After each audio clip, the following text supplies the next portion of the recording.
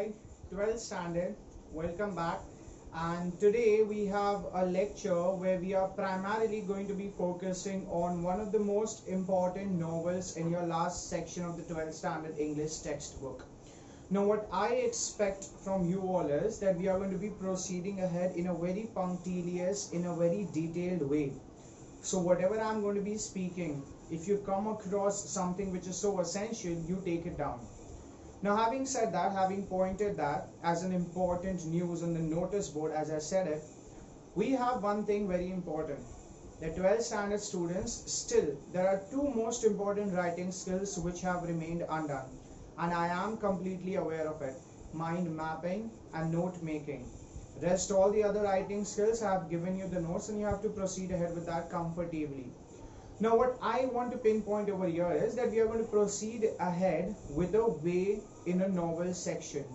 You know, when it comes to novel section, we got four of them. First, we talk about history of novel, okay? We will be having a lecture and which is half an hour and 45 minutes of something which is remaining from history of novel. We are going to be completing that. But today in this lecture, I'm chiefly moving ahead with that novel which is one of the most interesting novels in your entire section. And that happens to be Around the World in 80 Days. Yes, you heard it correct. You got it, Around the World in 80 Days. We are starting with this today. It is going to move ahead in two lectures format. This will be the first lecture I'm proceeding ahead with. The second lecture will be uploaded the next day. Okay, everyone? So now pay attention, because it is obviously a very fun-filled factor about a very great adventure and travelogue done by a gentleman in England, basically in London, and primarily in Savile Row. Yes, you heard it correct. Savile Row is the name of the place where the protagonist, which is the main character of the entire novel, stays. Yes, you heard it correct. Let's start. Let's not beating around the bush. Let's start what I'm trying to talk about. Around the World in 80 Days is written by the writer Jules Gabriel Verne. Now this writer is someone who really became famous with this novel and everyone read it. One thing that we have to notice over here is many people are actually, falling in the grab of work, which means they just have to go on doing the work with a lot of responsibilities that they have and they carry on their shoulders. Since they do not have the time to walk outside their room and witness how glorified and beautiful the world is when they are still inside the house itself, this Around the World in 80 Days gave them the opportunities, gave the readers the opportunity to read the novel and understand how beautiful the world is. When I talk about world and Around the World in 80 Days, what specific places am I mentioning where the protagonist Phileas Fogg actually traveled? Let's understand those places as well. Now when I say this, readers actually found a very good resemblance with the novel that the writer wrote, and when they used to read it about a place, their speciality, about the food and everything that was discussed in the novel really uplifted their interest and made them inclined towards the end of the novel. Yes, you heard it correct. Phileas Fogg is the protagonist, the main character who undertakes the travel of the world in 80 days. Starts from London, comes back to London again. What are the places that he visits? Let's understand that. Now, why does he travel? What are the circumstances in which he starts his travel? What are the hurdles and obstacles that he faces in his ways? Everything we are going to be learning. Just stay with me. So, Phileas Fogg is someone, who happens to be the protagonist, the main character, and he travels to these places: Calcutta, Allahabad, Hong Kong, Yokohama, San Francisco, New York, Liverpool, and then comes to the final destination, back to London. Phileas Fogg also has a very dear and manservant who happens to be Passepartout. Now this Passepartout is someone who is really, devoted, is someone who is actually always behind his master Phileas Fogg and also is with him till the very end. There are a lot of important and exciting things that is going to grab your attention and make you read the entire chapter that will happen. So hear me out. Passepartout is someone who is the main servant, the manservant of Phileas Fogg. Oda happens to be an Indian. Yes, you heard it correct. And Oda is someone is actually, falls in love obviously, and Phileas Fogg and Oda marries. They both marry, yeah. And then we happen to see that the entire chapter, that is the section that has been divided, it's being divided into 4 sections. The very first section is in which the Phileas Fogg at last reaches London. The second section that you will read is Fogg does not have to repeat his orders twice and Passepartout have to follow it. There are 2 more chapters, alright? There are 2 more chapters that you have, which we are going to be dealing in the next class. So for now, let's start. Ready? Roll camera, action. Now when it comes to this chapter, Around the World in 80 Days, let me first introduce you to the characters. Let me tell you who these characters are. Let me prepare a character sketch for you. You know who this Phileas Fogg is? He's someone who has some attributes. He's someone who has some qualities, and you need to take down these qualities in your book. The first quality that he pins as a very important one is that he is really meticulous. He is really punctual. He is really rational. What's the meaning of rational? Someone who knows the difference between right and wrong. He is really serene. What's the meaning of serene? Calm. Yeah, he's a calm person who does not get provoked even with the toughest of the situations in his life. He keeps himself calm, and that's why he's able to take the decisions during also the challenging times. Then he's also fastidious. What's the meaning of fastidious? When you take a decision and when you select only the things which are really good to you, only those things, all the other things are kept aside. That's the meaning of fastidious. Generous. Yes, he is generous. His behavior is generous enough because he also cares and has the affection for the feelings of the other person. Yes, that is what Phileas Fogg is. Then when you look at Passepartout, he is faithful, he is humorous. Yeah, he's going to make you laugh in the chapter. Brave, loyal, dedicated, innocent, and doubtful. Yes, he remains doubtful most part of the novel. And when it comes to Oda, she has some attributes and qualities with her. Honest, loyal, charming, beautiful, and pensive. Now, what's the meaning of pensive? Pensive is something when you actually sit down and you are into the world of deep thoughts. Yeah, you go on thinking. That's the meaning of being pensive. Yes? So yeah, she is pensive. She actually thinks, and she actually has a lot of deep thoughts which goes on with her. Detective Fix. Detective Fix also has some attributes and qualities. He is someone who is dutiful, understands his responsibilities, takes the action at the right time when it is coming. You know, that is what these qualities of these main characters in the entire novel are. Phileas Fogg, Oda, Passepartout, and Detective Fix. Let's start. So these are the 4 major characters that you have in your novel. And we are going to now move ahead. Ready? Let's know about who Phileas Fogg is. You know, Phileas Fogg is someone who actually lives in a place in London called Savile Row. Yes, you heard it correct. And he is someone who actually leads a very lonely life, a solitude life. He does not have relatives in his life. He does not have friends in his life. He is someone who wakes up in the morning, is really punctual. The tick tock, the watch is his best friend, is his best companion, is his constant companion. Yes, you heard it correct. Phileas Fogg, whenever he wakes up, he has his entire day scheduled in a nice way. This is the most important lecture for the novel. So just hear me out, because I'm going to be telling you a lot of things which are not mentioned in your textbook. So here, Phileas Fogg, when he wakes up, and as I said, he's really punctual. You also have to understand that he does not indulge with a lot of people. He lives a lonely solitude life, and sometimes he's also lugubrious. What's the meaning of lugubrious? Someone who is very sad. Yeah, he's sometimes sad because he does not have a lot of people in his life. Now when I say this, he just has one routine that he goes on following it. Many people around him think that they know about Phileas Fogg a lot, and they think that they know about Phileas Fogg a lot only because he follows a fixed schedule. There's no other reason why they think that way. Because he follows a fixed schedule, everyone thinks that they know him, but that's the contrary. He is not known by anyone. He is smart, he is intelligent, he is rich. Many people don't know how he came up with that richness and all of that. Now when I'm mentioning all of these things, just hear me out. Now what happens is he follows a pattern. He wakes up early in the morning, and it is altogether 575 steps that he takes and reaches a place called the Reform Club. Yes, you heard it correct. The Reform Club. He reaches there, he just sits at the same table every day, and he meets the 4 or 5 same people in the Reform Club every day.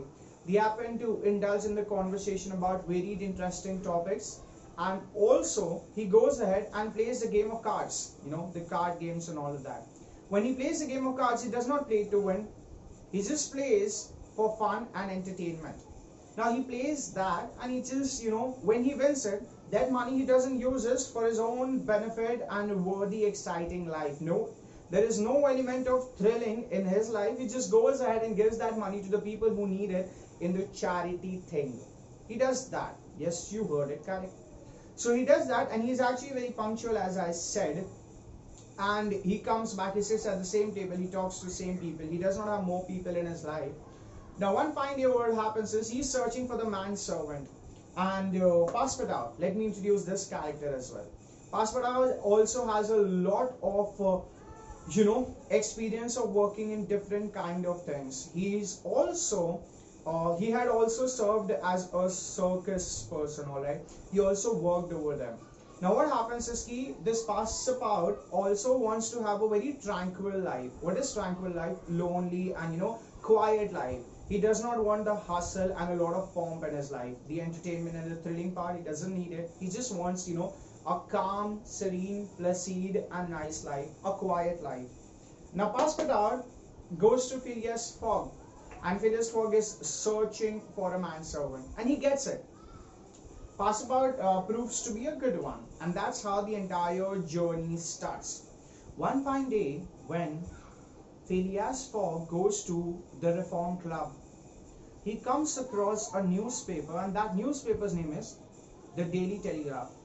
And in the Daily Telegraph, he reads that there is a train in India which actually theoretically proves that it can make a person travel the entire world in 80 days. Yes, you heard it correct. And at that very moment, to the 5 of them, the richest and the rich ones in the Reform Club who were sitting, Phileas Fogg actually told them that I'm going to do this. I'm going to travel around the world in 80 days. And they are all awestruck. They are all completely taken aback. And they could not believe their senses, what they just heard. So they made sure that they are coming up with a bet. Because a bet placed at this time when you're sure you're going to win, you have to do that. If you think you're sure you'll win, so you have to do that. And that's what they did. They were certain, and they went ahead and they tried to talk about the bet. And they said, okay, we are going to bet, and it is 20,000 pounds.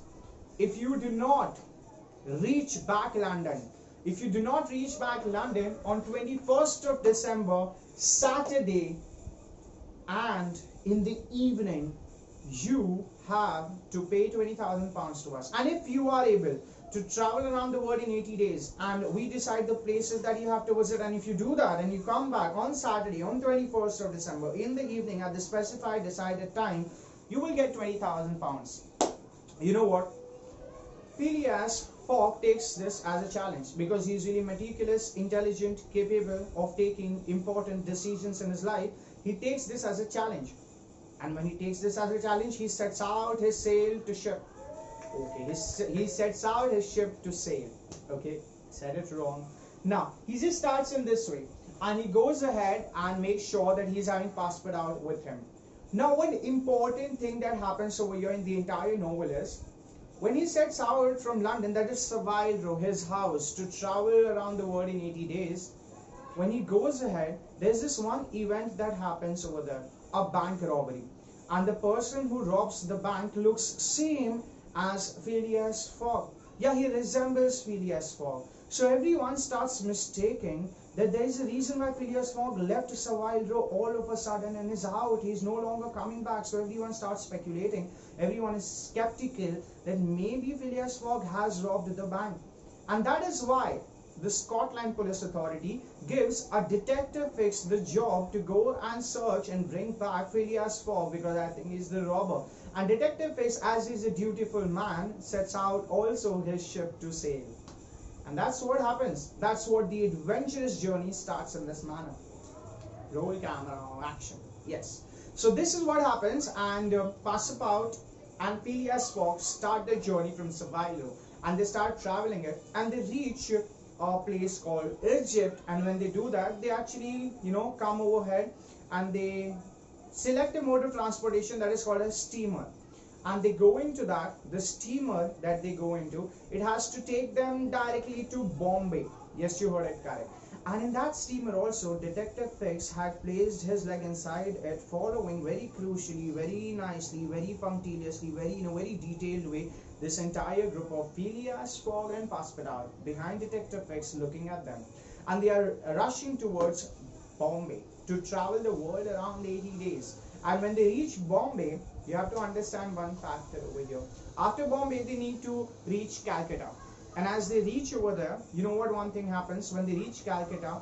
At that point of time, there is this one event that happens, and that is Oda. Oda is a widow, and she was, according to the Sati system, when her husband dies and he is put into the funeral pyre, and when it is lighted, also the widow has to sit on it, and she is going to obviously say a goodbye to her life as well.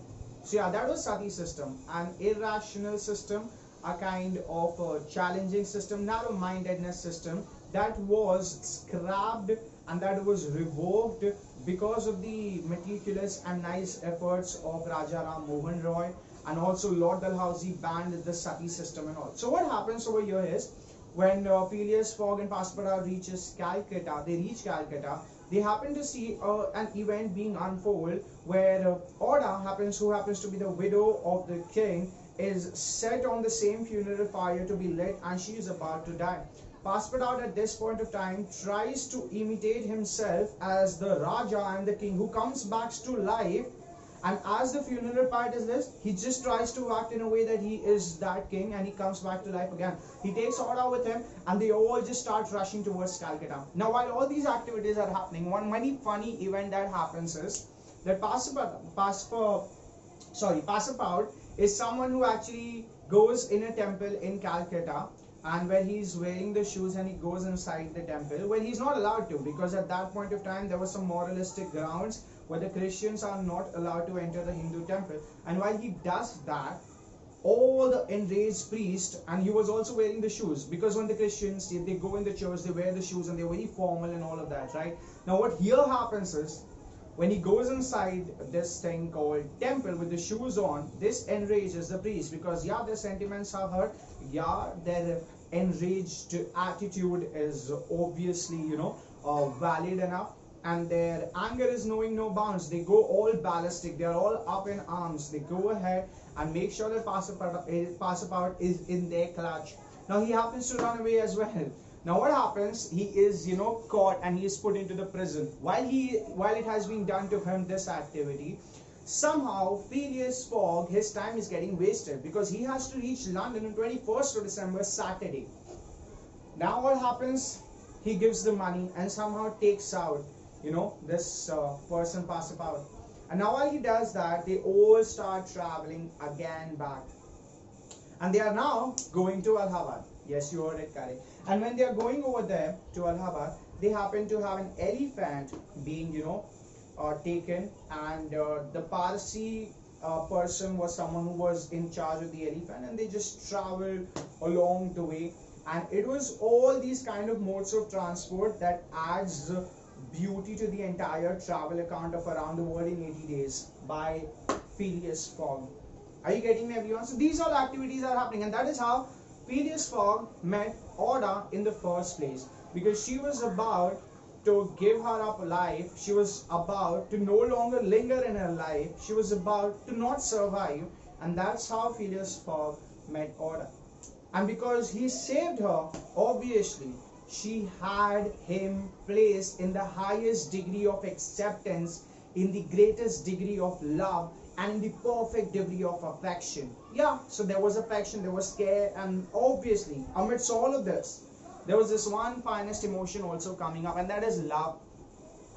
Yeah, so love was blooming, blossom, between Phileas Fogg and Oda. Now, while all these things are happening, at this point of time, when all these factors are given to you, I guess when you now start reading the novel and the chapters written in the novel in your textbook, everything is going to bring an air of clarity to you. And we got these two chapters. I will discuss these two chapters right now, and the next two chapters will be discussed with you the next day. So I'll suggest you one thing, how we'll move ahead. I'll tell you all these two chapters that are there that we start a novel with, the textbook.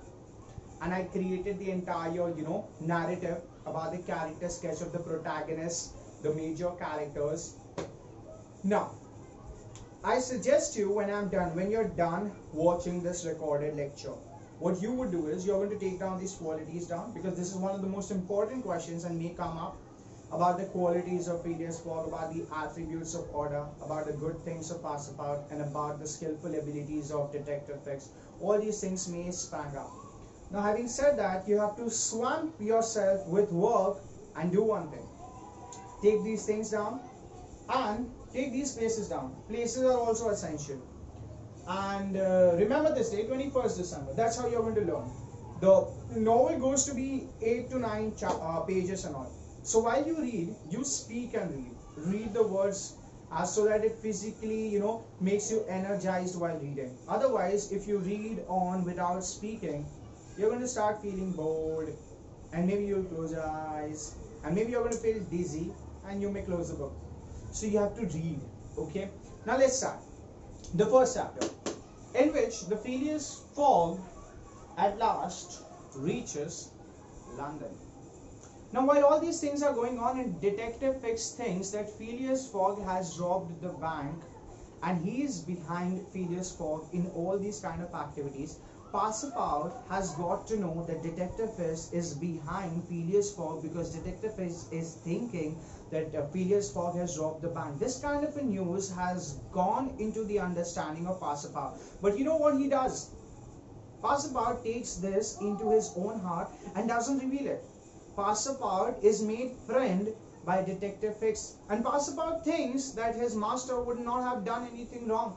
Passepartout thinks that Phileas Fogg is a very gentleman, kind-like, integrity consisting person. He wouldn't have done that. So he doesn't reveal it. But what happens now is, because Detective Fix was just waiting for the warrant in his hand, so that that reason is served and he could go ahead and do the action of catching Phileas Fogg. When the warrant comes to him, and Phileas Fogg is on the ground in Liverpool. Yes, you heard it correct. All these places where they visit, Detective Fix is along with them. Now, when he reaches Liverpool and he is on the grounds of England, he is taken into custody. Yes. So he's taken into the custody and he is kept in Customs House. And where Detective Fix, he throws him inside the prison. At this point of time, Passepartout goes into a very grueling kind of emotions that keeps on coming inside him. What are grueling kind of emotions, sir? The brain is getting stormed. The eyes is getting teary. Why? Because of him, he thinks his master is inside the prison and may lose the wager, may lose the bet. Yes, he starts thinking, Passepartout starts thinking that he should have revealed to his master that Detective Fix is behind them. And when he would have done that, Phileas Fogg would have created a kind of understanding and the misunderstanding wouldn't have arisen. Are you getting me, everyone? So at this point of time, Passepartout goes on introspecting himself and he thinks that he has made a very big folly, a very big fallacy, a very great mistake. And because of that, he just starts thinking a lot. He is brainstorming. His eyes are filled with tears and all. And on the other hand, Oda also considers herself responsible, because she goes on thinking that what has happened because of all of these activities. And at this point of time, when a lot of thoughts without any stoppage, when a lot of thoughts without any hurdles, with a lot of thoughts without any kind of obstacles are flowing in the veins of the mind and making them think a lot, at this point of time, Phileas Fogg is someone who takes a deep sigh of relief, calms himself down, because he is a serene person, and he goes on looking at one place inside the prison with his hands folded, just goes on thinking what could have gone wrong, and his eyes are stuck on the watch, and he looks at his watch maybe 2 hours ahead of that, goes on calculating everything. If he starts his journey from Liverpool, even now catching the train and goes to London, he's going to reach at a stipulated calculative amount of time, and he's going to reach there. He goes on thinking all of these kind of things. After some time, he starts hearing a kind of a noise coming out, and he's amazed. He's slightly, you know he's not petrified, but over here the one who was really frightened was Passepartout. All right, he was really frightened, he was not understanding anything. And at this point of time, obviously, Mr. Fogg, Phileas Fogg, was really ambivalent about everything. He was really confused about everything. Ambivalent is confused. He was really confused about everything. What is happening? This couldn't have happened with him. He should have completed the wager. Now, while all these things are going on in his mind, out of the blue, all of a sudden, he starts hearing the noise. And this is Detective Fix starts coming towards him, and he just starts begging, "I'm really sorry, Mr. Fogg. There had been a mistake. There had been a fallacy. 3 days ago, a similar looking person like you, who had robbed the bank was caught, and he's inside the prison. I'm really sorry. I thought it was you who had committed the robbery." And when all these things are going over there, Mr. Phileas Fogg is having only one thing in his mind. His teeth are set on edge. He's getting irritated. He's going next level, annoyed over there. He comes out, and with his fist, maybe it was bigger than this, alright, maybe with this fist, he takes it back and he punches it, and that's where he's on the ground. Detective Fix is on the ground. And Passepartout, when he looks all this event getting unfold, he does one thing. By God, yes, he says, by God, this was the best application of the English feast. That's what he does. And because of this, everyone in the room, in the custody, goes on ROFL, LOL, that is laugh out loud. They go on laughing out loud. Now, while all these activities are happening and they are understanding everything, he just starts running. He starts running to London. The 6 hours traveling and all that. And when he goes, he thinks that the last train has already gone by, and he couldn't get another alternative to go ahead. So what does he think? What does his mind appeal to him? What are the thoughts that are going in his mind? Because he's a calculative, meticulous, punctual, intelligent person. He catches someone, pays him, and that's how the train moves.